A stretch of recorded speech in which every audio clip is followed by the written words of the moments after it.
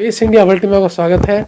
आज हमारे साथ राष्ट्रीय अध्यक्ष भारतीय स्वशासी कर्मचारी महासंघ भारतीय मजदूर संघ एवं नई दिल्ली नगर पालिका परिषद के पूर्व सदस्य श्री BS भारती जी मौजूद है।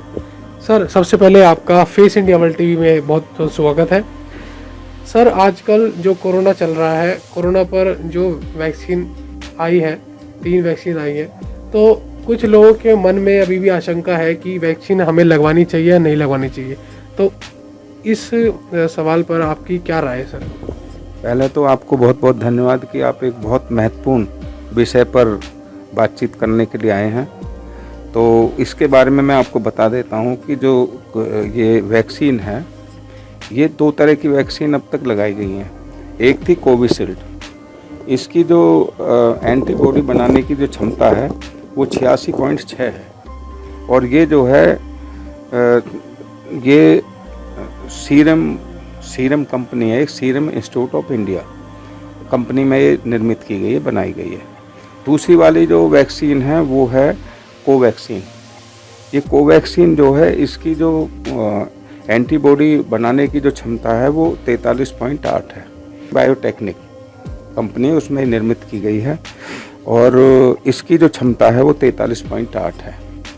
तो ये क्योंकि पारंपरिक तरीके से भारत में ही तैयार की गई हैं, इसलिए इनमें कोई भी कमी नहीं है। और जो हमारा मानक है, जो हमारा चिकित्सीय मानक है, वो चिकित्सीय मानक के अनुरूप ये बिल्कुल सही हैं। और हमारे माननीय प्रधानमंत्री जो हैं भारतवर्ष के, उनसे लेकर के नीचे तक हर छोटे बड़े मनुष्य ने इसको लगवाया है। और अब तक जो इसके परिणाम है वो 99.9 परिणाम है। और अगर इसके कहीं किसी को नुकसान भी हुआ तो उसमें हो सकता है किसी को और बीमारियां हैं जो पुरानी बीमारी चल रही हैं, उनकी वजह से उनके अंदर की जो वो रोग प्रतिरोधक क्षमता है और अन्य कमियां शरीर में आ गई हैं, कमज़ोर हो गई है, तो उसकी वजह से किसी को हो सकता है। तो जो अब तक जो हमारे जो चिकित्सा मानक हैं उसके अनुरूप ये दोनों दवाइयाँ सटीक हैं। तीसरी दवाई अभी रसिया में निर्मित हुई है, वो भी आ गई है और उसको भी हमारे जो चिकित्सा मानक है उसके अनुरूप उसको सही ठहराया गया है। सर, कोरोना काल में जो पिछले महीने लोगों को हॉस्पिटल की दिक्कत आई, दवाइयों की दिक्कत आई, ज़रूरतमंद लोगों को राशन की दिक्कत आई, तो इस कोरोना काल में अपने ज़रूरतमंद लोगों के लिए क्या करेंगे? एक तो ये है कि जो ये वैक्सीन है, इस पर थोड़ा और मैं प्रकाश डाल देता हूँ कि ये बहुत ज़रूरी है, क्योंकि वैक्सीन के बारे में तरह तरह की भ्रांति लोग फैला रहे हैं। तो वो उसकी वजह से कई लोग जो जिनके अंदर की जो क्षमताएं हैं वो कमज़ोर होती हैं, तो उसकी वजह से वो डर जाते हैं। तो डर की वजह से कोरोना भी कई लोग ग्रसित हो गए थे और समाज में एक दुष्प्रभाव ही होता है उसका। तो समाज में अच्छा संदेश दें हम और दुष्प्रचार ना करें। तो इसके लिए बार बार जो डॉक्टर्स हैं हमारे, जो विशेषज्ञ हैं, इसके चिकित्सा विशेषज्ञ हैं, जैसे हमारे ऑल इंडिया मेडिकल के निदेशक हैं रणदीप गुलेरिया जी, उन्होंने बार बार जो हमारे मीडिया के जो माध्यम हैं उनके द्वारा जनता को बार बार इस वैक्सीन के बारे में एजुकेट किया, बीमारी के बारे में एजुकेट किया। उसी तरीके से जैसे मेदांता हॉस्पिटल गुड़गांव है, उनके जो CMD हैं डॉक्टर त्रेहन जी, उन्होंने भी किया। और उसके अलावा जो अन्य जो चिकित्सा विशेषज्ञ हैं उन्होंने भी समय समय पर समाज को, देश को बार बार इस बारे में एजुकेट किया है। तो इन वैक्सीनों से किसी को भी नुकसान नहीं है, बिल्कुल भी नहीं है। मैंने खुद ये वैक्सीन लगवाई है, मेरे सारे परिवार ने लगवाई है और मैं दोनों वैक्सीन लगवा चुका हूँ। मुझे कुछ भी नहीं हुआ इसका। किसी को छोटा मोटा हो सकता है अपने अंदर की अन्य बीमारियों की वजह से। मेरे बेटे ने, बहू ने, दामाद ने, लड़कियों ने, सब ने लगवाया इसको। और मेरे द्वारा जो संदेश दिया गया पूरे देश में, मैं राष्ट्रीय अध्यक्ष हूँ स्वशासी कर्मचारी महासंघ का और पहले दिल्ली की जिम्मेदारी भी मेरे पास अध्यक्ष की रही है, महामंत्री की रही है। तो मैंने भी जो अपने स्तर से जो लोगों को एजुकेट किया, लाखों लोगों को एजुकेट किया हमने, तो उससे लोगों ने, बहुतों ने वे वैक्सीन लगवाई है। तो इस तरीके से हम समाज में जागरण करें, इसके प्रति लोगों को चेतन करें और अच्छे जो जितने माध्यम हैं उन माध्यमों से गाँवों में, शहरों में, नगरों में सब में लोगों को एजुकेट करें जिससे कि लोग वैक्सीन ज़्यादा से ज़्यादा लगवाएं और जिससे कि बीमारी से, कोरोना बीमारी से ग्रस्त होने से वो बच सकें और इस बीमारी से निजात पा सकें। सर, जैसे कि आप एनडीएमसी के पूर्व सदस्य रह चुके हैं और बहुत सी संस्थाओं में के साथ आप जुड़े हुए हैं और सामाजिक कार्य में भी आपका बोलबाला है, आप लगे ही रहते हैं समाज सेवा के। तो इस कोरोना काल में अपने जो एक गरीब तबके का जो परिवार था, उनके आपके लिए क्या मदद की? तो देखो, ये है कि जैसे मैं एनडीएमसी सदस्य रहा हूँ तो उससे मैं बीजेपी से ताल्लुकात रखता हूँ और मैं 40-42 साल से भारतीय मजदूर संघ का एक कार्यकर्ता के नाते मेरे पास जिम्मेदारी भी रही है, आज भी जिम्मेदारी है।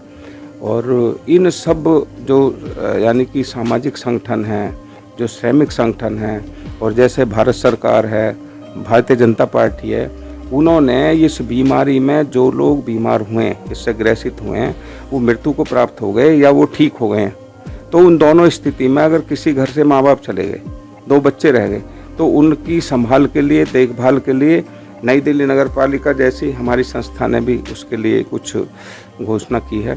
भारतीय जनता पार्टी का भी अभी मैंने पढ़ रहा था, उनकी भी घोषणा आई है और केंद्र सरकार ने भी अपने माध्यम से, सरकार ने भी उसके लिए स्कीम निकाली है कि भाई उनकी सूची बना के लाओ, हम जो इसकी मदद कर सकते हैं उन बच्चों की करेंगे। दूसरा, जो लोग बच गए हैं उनके लिए हम समाज पूरा लगा हुआ है, भारतीय जनता पार्टी भी, बीएमएस भी और अपना जो भारत सरकार है वो भी, कि जो लोग बीमारी ग्रस्त रहे हैं और वो ठीक हो गए हैं तो उनके घरों में जाके कई लोगों को अगर खाद्य सामग्री की ज़रूरत है, किसी को दवाई की ज़रूरत है, किसी को उनके धन का भी अभाव है उनके यहाँ पर, तो उनकी उस तरीके से, जिस तरीके की अनिवार्यता उनको है, उनको घर घर जा कर के उनकी मदद करना। तो हम भी इसमें जब बीमारी ये शुरू हुई थी तो हमने भी जो लोगों को हॉस्पिटल में एडमिट कराना, ऑक्सीजन का इंतज़ाम कराना और यहाँ से लेकर गुड़गांव तक, दिल्ली के बाहर तक भी, जहाँ तक भी हमारी जानकारियाँ थी, हमने कोशिश की है और उसमें बहुत लोगों की मदद भी हो कर पाए थे। तो उस तरीके के आज हम जो, जैसे हमने हॉस्पिटल्स पे बाहर जो उनके तीमारदार हैं, हॉस्पिटल के पेशेंट हैं या वहाँ से लोग हॉस्पिटल में दवाई लेना आते, तो उन लोगों को हमने गीला राशन यानी भोजन वितरित किया है, फल फ्रूट भी वितरित किए हैं। और एक हमारा जो मेन जो उद्देश्य है, वो मेन उद्देश्य ये है कि घर घर जा कर के जो अनिवार्यता है उनका सूखा राशन उनके घर पे देकर आना। तो हम निरंतरता से उसमें लगे हुए हैं और वो हम मदद लोगों की कर रहे हैं। और भी किसी तरह की मदद है तो उस तरह की मदद भी उनकी करते ही हैं। तो इस नाते से हम लोग उसमें लगे हुए हैं और लगभग जितनी कंप्लेंट आती हैं, जितनी हमें लोगों की शिकायत मिलती है, उसको दूर करते हैं, उनका निवारण निस्तारण करते हैं, घर घर जा कर के उनकी मदद करने की कोशिश करते हैं। सर, जैसा कि नज़र आ रहा है कि 45 प्लस के जितने भी लोग हैं वो वैक्सीन को लगवाने में बढ़ चढ़कर जो हिस्सा ले रहे हैं, लेकिन जो हमारे देश का युवा तबका है वो अभी तक इस वैक्सीन को लगवाने के पक्ष में नहीं है, तो उनके लिए आप क्या कहना चाहेंगे? देखो, ऐसा है कि एक तो उनके लिए जब से ये घोषणा हुई है कि भाई इस डेट से इनको लगेगी, तो हमारे जो ऊपर के जो लोग थे, उस आयु से ऊपर के जो थे, उनके तो वैक्सीन लग रही थी, तो फिर एकदम से उनका शुरू भी स्टार्ट भी की तो थोड़ी वैक्सीन की कमी आ गई।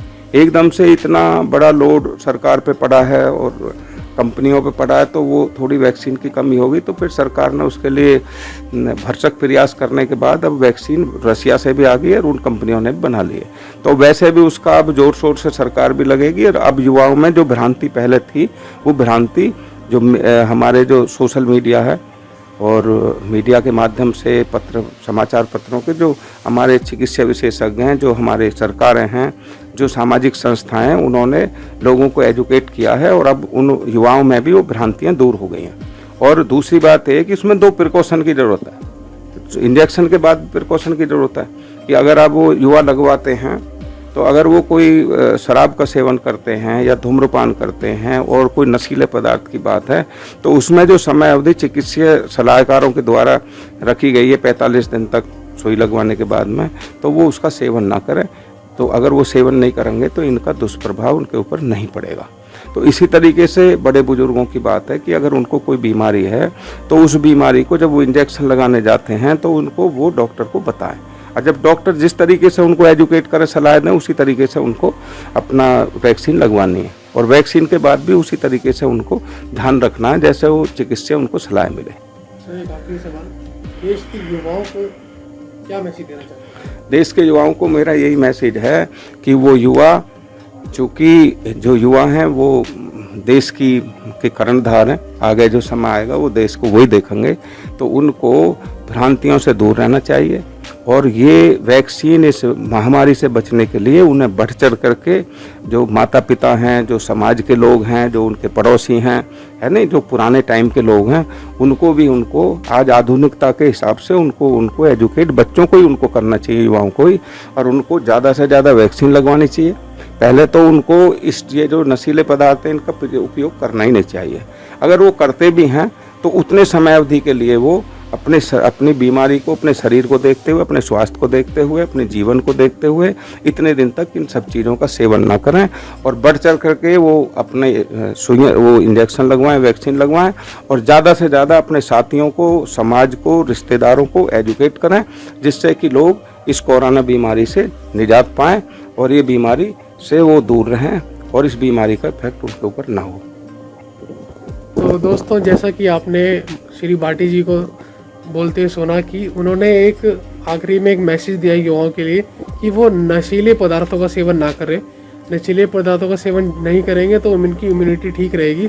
और सबसे बड़ा मैसेज ये था कि ज़्यादा से ज़्यादा लोग जो है इस वैक्सीन को आगे बढ़कर लगवाएं, जिससे कि हमारे देश में कोरोना के जो लहर चल रही है वो ख़त्म हो सके। धन्यवाद।